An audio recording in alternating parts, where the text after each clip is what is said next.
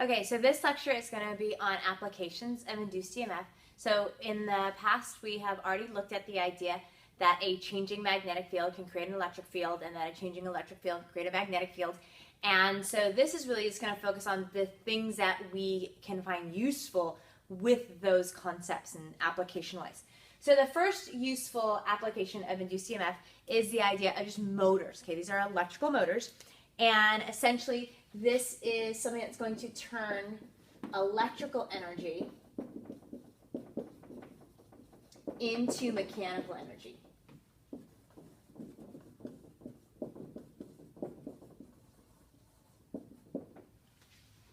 And so what happens with a motor is that a coil is in the presence of an external magnetic field.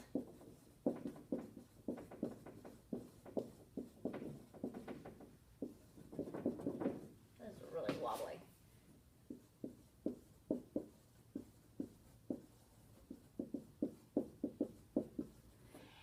So you have a coil that's in the presence of an external magnetic field, and then a current is run through the coil.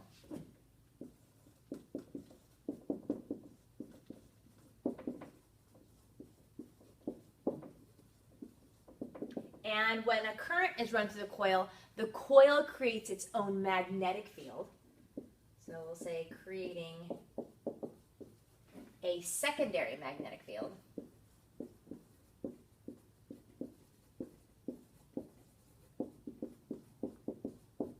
And what happens is those two magnetic fields are not lined up, so the coil will physically move to line up with the magnetic field. So the two magnetic fields oppose.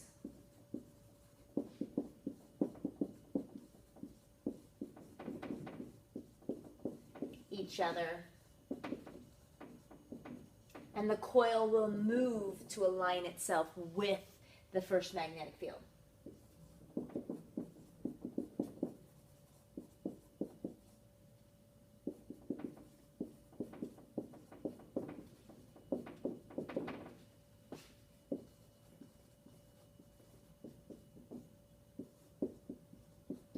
So this gets that initial coil, the initial movement of the coil.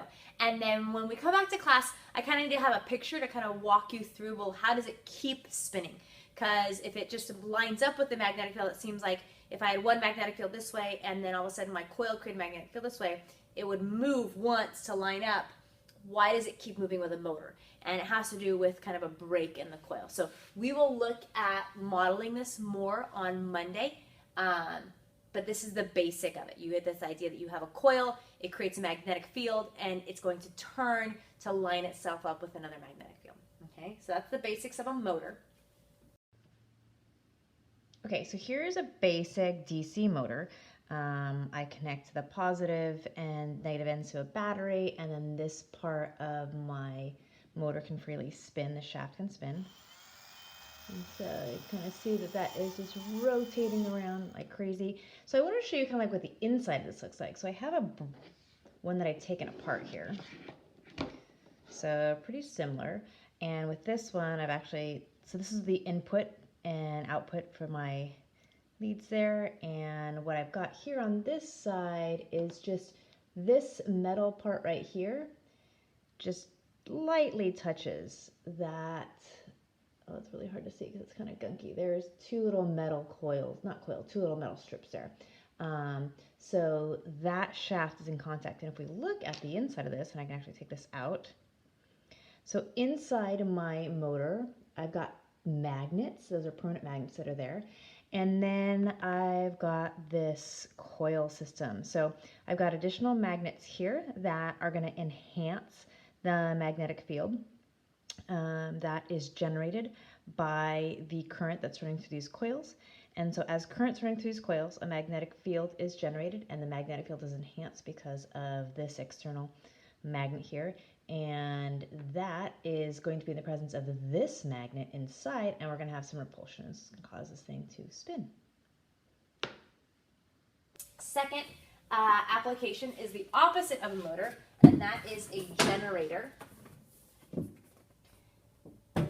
So a generator is going to take It's a device that takes mechanical energy and creates electrical energy.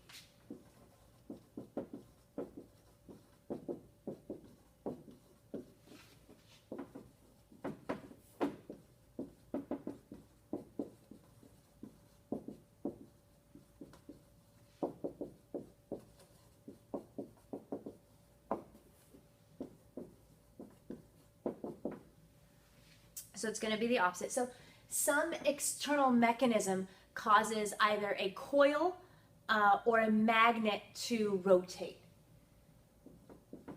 It's so wobbly. So some external mechanism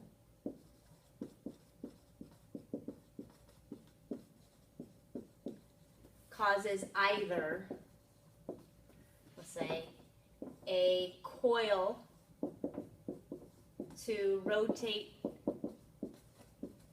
near a magnet or a magnet to rotate near a coil. Doesn't matter which one.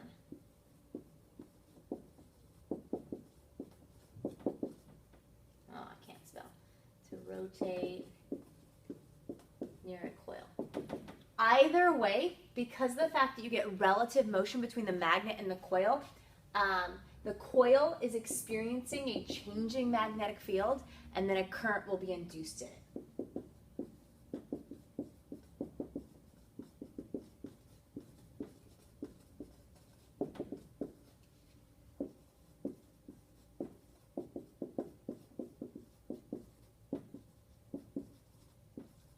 Not the, and a current is induced in it. And this is pretty much how we generate all of our electricity, aside from solar power, but some external mechanism causes these giant turbines to spin. So with wind energy, it's pretty obvious. Wind causes the turbine to spin and actually causes the magnets to spin near a coil. With coal, with nuclear, with petroleum, even with like thermal vents, they basically cause huge amounts of steam to cause turbines to spin, and that spinning causes the magnets to spin, which causes current to be generated. Okay? And even hydroelectric, water is causing the turbines to spin, these magnets, and it's going to generate electricity in the coils. Okay? So that's a generator. And again, I'll model this some more when you get back to class and kind of give you some pictures, visual representations of this as well. Again, if you've got any questions throughout the lecture, go ahead and just make a little question spot in your notes, or you can put questions in little discussion sections.